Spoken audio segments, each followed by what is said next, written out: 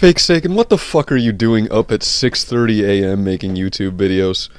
Well, I had to get up super early this morning for an interview for the new job that I'm trying to get. See, a buddy of mine from church named Oleg, he's Russian, has a trucking company. And maybe not everybody knew this, but the Fakesagan has a redneck PhD, also known as a CDL.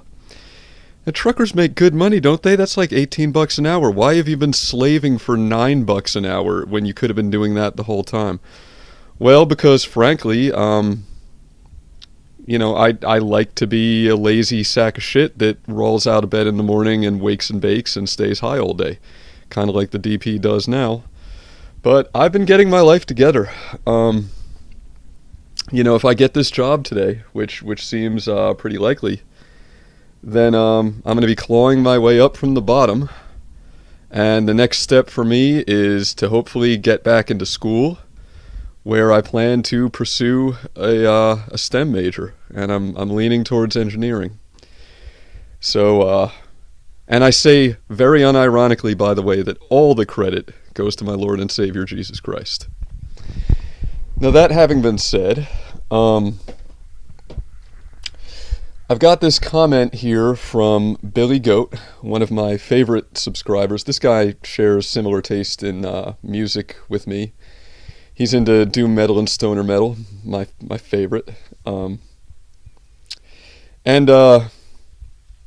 wants to know, you should consider doing a video telling us about how you became an extra in movies and what life is like, and what that life is like. It's still a great big mystery to me, even though I'm within a day's drive from Hollywood. And the response that I put is, Hollywood? Not many people outside the industry know this, but the film industry has moved on from Hollywood, California in a big way because the taxes are prohibitively high and it's just too expensive to film there anymore. Most quote-unquote Hollywood movies that you see these days are not filmed anywhere near Hollywood. Well, that's what it really comes down to, Billy. So you guys want me to talk a little bit about Hollywood and what it's like to be an extra, because I've never been anything else in film besides an extra. I've had featured roles in TV, I've done stuff like that, but when it comes to movies, I've never been anything besides an extra. Now, the way I got into doing this is that, as I've sort of alluded to, the film industry has all these enclaves at various major U.S. cities now, where they've begun filming. And, to get more into the economics of it, it's kind of like how the global economy works, where, like, a poor country like Indonesia, for example, will kind of hold up this flag and say, hey, we're cheap labor, come move your factory here, and we're willing to work for practically nothing. So come exploit us, give us your big fat American dollars, come over here. And then once Nike or somebody opens a factory in Indonesia and the standard of living starts to go up, well, then, I don't want to use the term greed, but I guess the self-motivation kind of comes out. And then, they start instituting protectionism, they start bringing in tariffs. And then what'll happen is, the Nike factory will close down and move to Bangladesh, where they're waving this flag that says, hey, come exploit us, we're willing to work for nothing. Well, it's kind of the same thing happening on a state-by-state basis within the United States, at least when it comes to the film industry, and probably many other industries as well, is that there's this gentrification effect. It's there's so many cities that I could point out as examples. Portland, Oregon, Austin, Texas, where it kind of starts out as like a poor community that's got a lot of street cred, quote unquote, and it's like where the artists and hipsters live, and then the yuppies move in. And suddenly the cost of living goes up, and all the artists and hipsters move out. It's the same thing's kind of going on with the film industry, where it's like a major U.S. city will say, hey, hey, film industry, they'll hold this flag up and say, come film here. We're going to give you 1,000,000 tax breaks. You can do whatever the fuck you want. You can break our environmental laws. You can break our labor laws. Do whatever the fuck you want. Just please help our state economy. Come film here. And then when the film industry does that, and the economy starts to go up because they're bringing in all this film money, well, then after that, the eternal process continues, where the taxes will go up, and they'll start they'll basically force the film industry out. So they're like gypsies that have to go around and do their thing.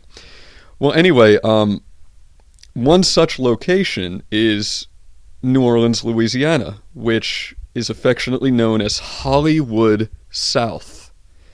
That's the film industry term for New Orleans. Call it Hollywood South. And already the process has begun to proceed, where the taxes are going up now, and the film industry is moving on from Hollywood South, aka New Orleans. But I was part of the heyday of this, and I just started getting all these jobs as a film extra. And why did I do this? What was it about for me? Is it because I hungered to be in the limelight or something like that? No, actually, it's much more pathetic than that. It's the fact that when you work as a film extra, you get a couple $100 a day, and you get free food, and the catering is fucking awesome. I mean, you eat like a king doing this shit. You get to hang out with celebrities. You get to spend 90% of your workday, no exaggeration, sitting around in a fucking climate-controlled holding tent, reading a book or playing games on your phone or some shit. And you spend 10% of the day actually on set working. And the best part of it is, there's no requirements at all to do this. Half the time, they don't even care if you have a fucking driver's license. If you're a warm body and you can breathe and you look the part, you get the job. And, this is actually something I kind of want to discuss in this video. Because it occurred to me many times while I was doing this job. I'll be standing on set a hair's breadth away from a guy like Matthew McConaughey, for example. So close I could reach out and punch him in the face. And it would occur to me at moments I would get this surreal feeling at moments like that, where I would think to myself, boy, it's a good thing I'm not a homicidal maniac, because at no point did anybody ever pat me down for weapons. At no point did I ever have to fill out a background check. They didn't even ask me for fucking ID. I could be fucking Al-Qaeda for all these guys now. Now, what is this? Some kind of violent fantasy of yours, Fakesagan? No, it's the fact that I'm a security-minded, intelligent guy who actually cares about the film industry and doesn't want to see something bad happen. And by the way, I used to work for the Department of Homeland Security, so there that is. So it's just something that has occurred to me on more than one occasion. The film industry really needs to tighten this shit up, because they just don't vet background extras at all. And these guys have incredible access. I mean, they will put you next to the big stars. So how long is it going to be before we read in the paper that some deranged film extra with an extremist agenda pulled out a gun on set and took out 6 A-list actors? I would assume that at some point we are going to hear that, unless maybe somebody in a position of influence watches this YouTube video and pulls their head out of their ass and decides to start doing something about that problem. So what is it like being a film extra, Billy Goat? It's fucking awesome. And the main reason why I was doing this, like I said, it's easy work. The pay is pretty good. It's fun. You get to hang out with actors. You get to eat awesome catering. And best of all, like, you could do whatever the flying fuck you want. I mean, half the time I was stoned on set. I would smoke weed by the holding tent, and just or fucking go out by like the fucking craft services tent, sneak behind a tree or something, and just smoke a fat ass joint. Nobody even gave a shit because it's the film industry and everybody fucking smokes. I mean, they didn't even care.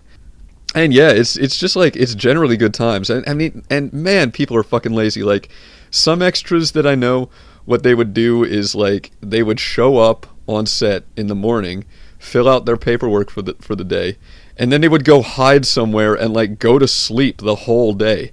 And if the production assistants don't notice that this guy isn't there because there's like 100 film extras on set at any given time for whatever scene they're shooting that day, then the guy will just wake up when it's like time to call cut. He'll go have his paperwork signed and fucking get fully paid for the day and not do jack shit. I literally saw people do this a bunch of times. The only reason I didn't do it myself is because I actually have a fucking work ethic. I don't know, it's like an Irish being raised Catholic thing. It's just a thing. Anyway, though, so what is being a film extra like, Billy Goat? It's pretty fucking cool. I mean, I got to meet Seth Rogen, and I'm a nobody. I even got a personal high five from Woody Harrelson, fucking Mickey Knox from Natural Born Killers himself. Man, I wish I had a fucking picture of that, because picture it didn't happen, I know, but trust me, guys, it happened. I will never wash this hand again.